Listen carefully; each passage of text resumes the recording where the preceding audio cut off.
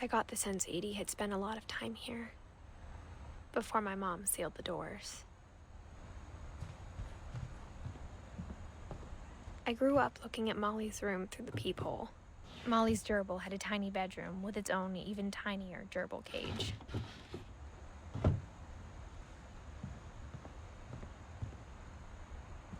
Being inside for the first time, I felt like I'd stepped behind a painting. I can't describe it, but I felt like some part of Molly was still here.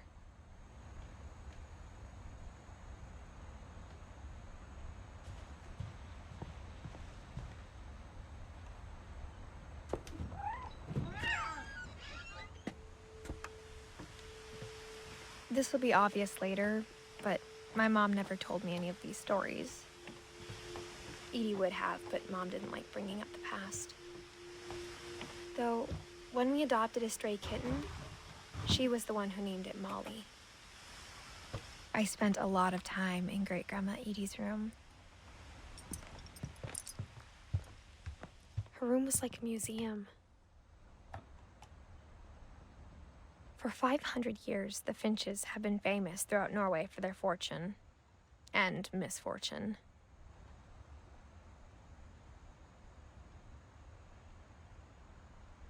Odin Finch buries the latest victims of the family curse, his wife Ingeborg and their newborn son, Johan.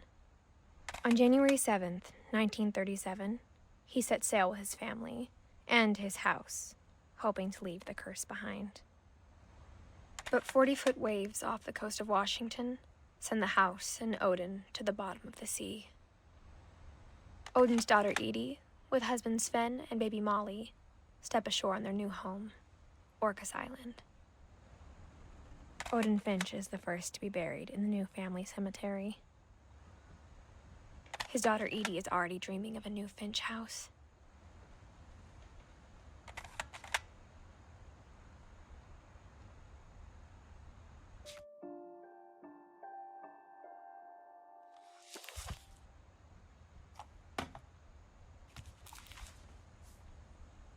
Whatever's wrong with this family, it goes back a long ways.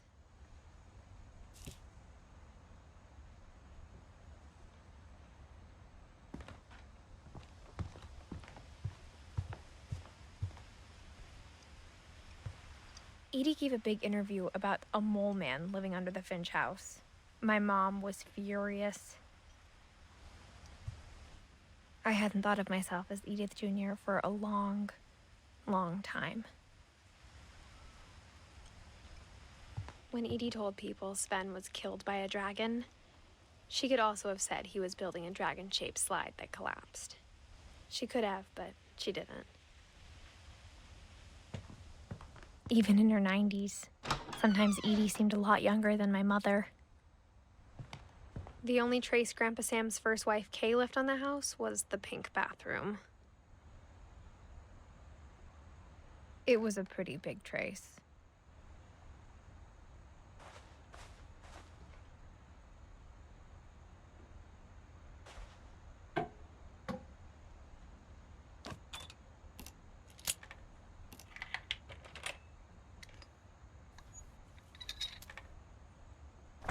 There's a secret in this bathroom.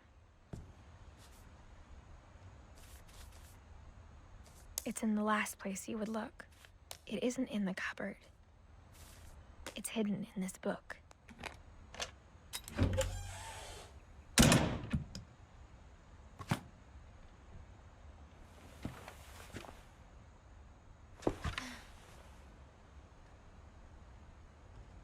Sven gave Sam an old camera he'd refurbished. He never put it down.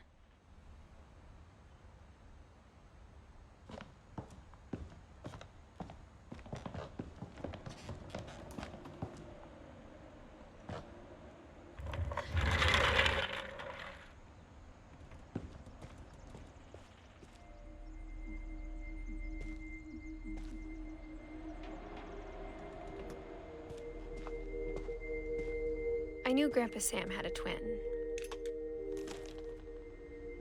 and that he never talked about him. I guess my grandpa didn't like history any more than my mom did.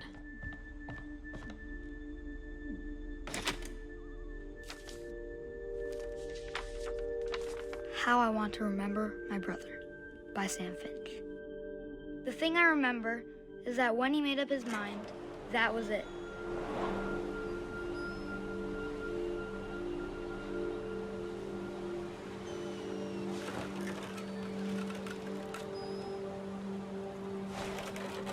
My brother said he'd die before he ate another mushroom, and he did. At Barbara's funeral, we swore we'd never be afraid again, and he wasn't. I think Calvin always wanted to fly. Sam! Calvin! Dinner's ready! Coming! But that day, he finally made up his mind to do it. I told him going around was impossible. Maybe if I hadn't said that. Calvin! I'm not gonna tell you again! Maybe if the wind hadn't picked up. Then maybe he'd still be here. But I doubt it. I think he'd already made up his mind. That's what I want to remember about my brother.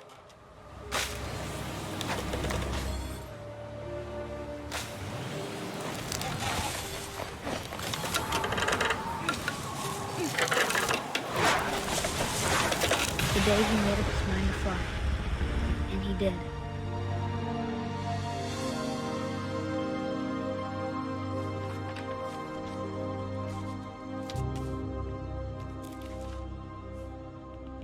Calvin's story felt strangely familiar. When I was younger, I remember trying to do the exact same thing.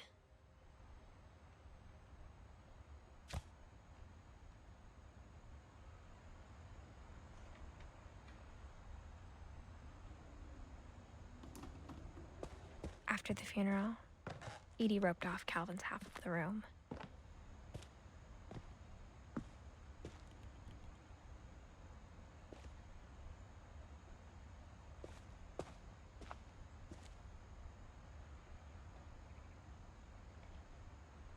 Mom said Grandpa Sam enlisted at 18 and never set foot in the room again.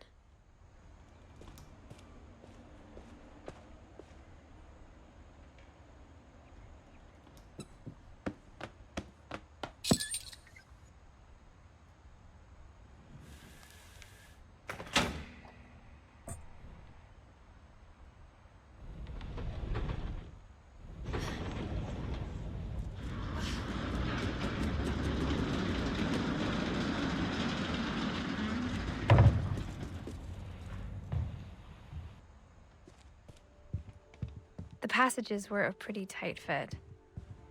They'd obviously been built for smaller hands and bellies.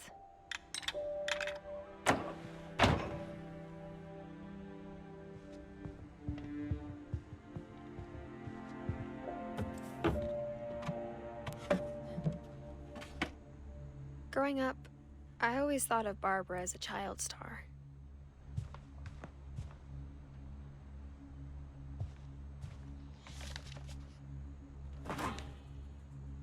Of all the stories people wrote about Barbara's death, I'm surprised Edie saved this one.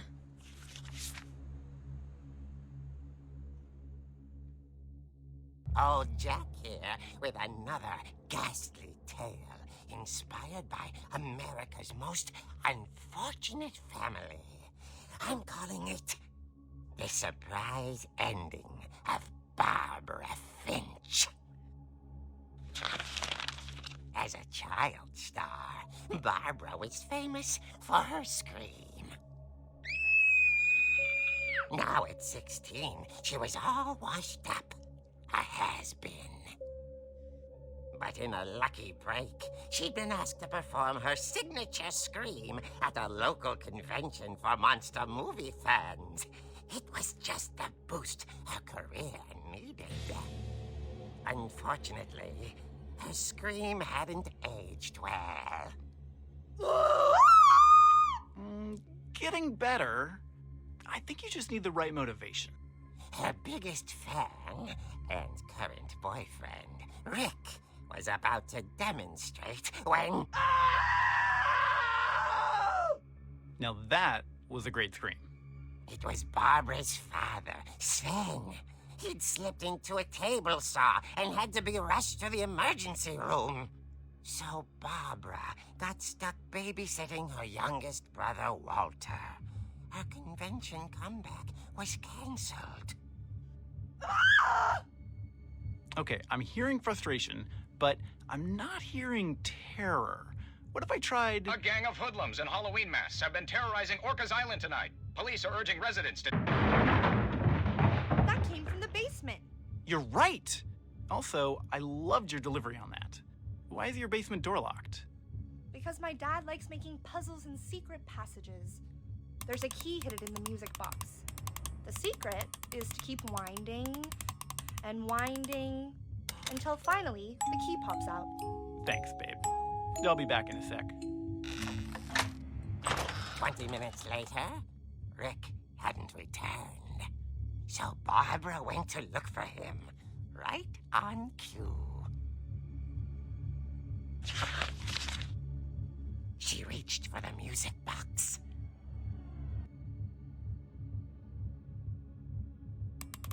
And as she wound the key, she listened for Rick, but the house was silent.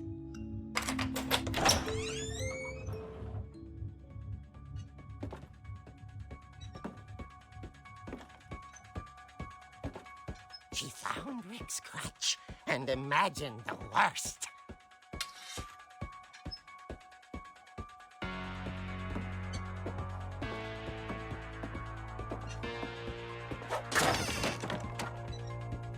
The gang's leader is the infamous Hookman killer, Dr. Carl Hamill, who impaled and then ate his family 10 years ago tonight. The old fridge rattled and grew still. Oh dear! Oh! Rick? Barb, relax. I was just trying to scare you to help you find your scream. Well, I'm not scared, Rick. I'm furious. Then act furious. All I'm getting from you now is that you're hurt and confused and She threw him out, but she kept a little something to remember him by.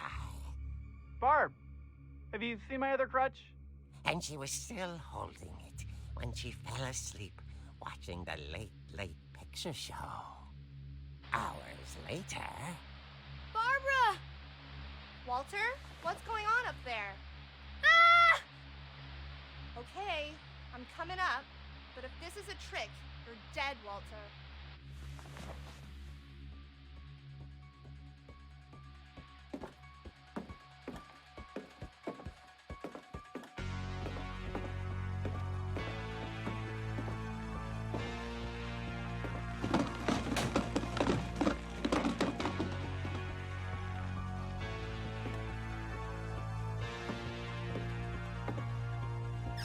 Walter, are you there?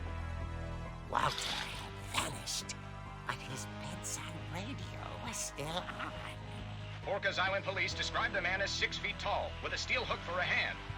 Residents are urged to lock all doors and windows and notify the police of any suspicious activity. Barbara turned, saw the hookman, and was speechless. He was quite smashing. And he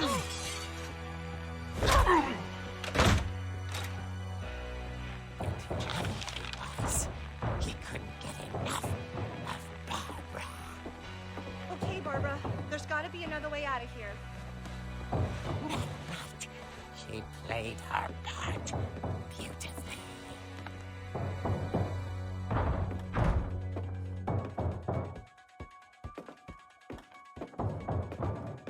She thought about abandoning Walter, but just couldn't do it. Molly's door hadn't been opened in years. The hinges groaned.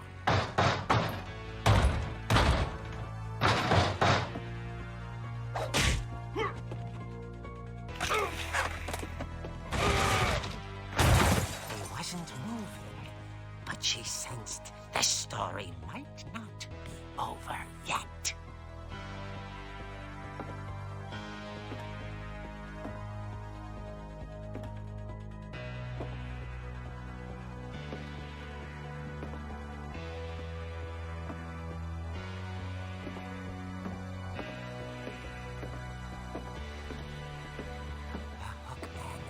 Vanished. She listened for his breathing, but all she heard was...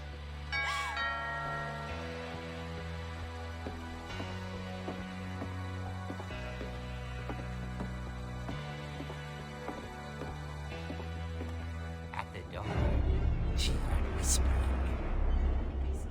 It was coming from inside the house.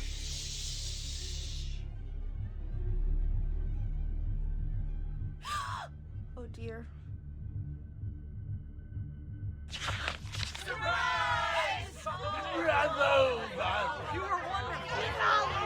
The monsters had come to surprise her. For Barbara, it was a dream come true. Then she saw what kind of monsters they were, and she realized what was about to happen. She was going to be famous. And with her final breath, Barbara Finch gave the performance of her life.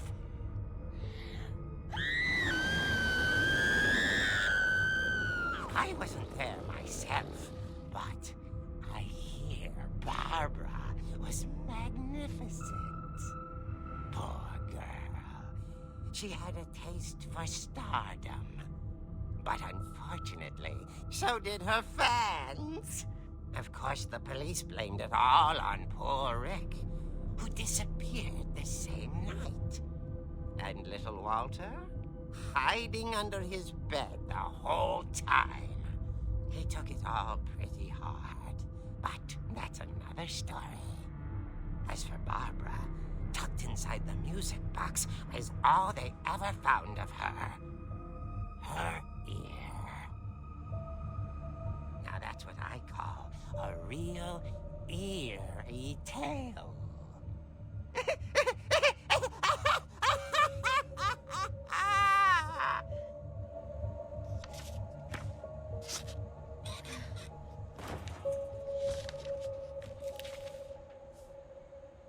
Edie told me all Barbara wanted was to be remembered, as absurd as that comic was. Maybe what Edie saw was a happy ending.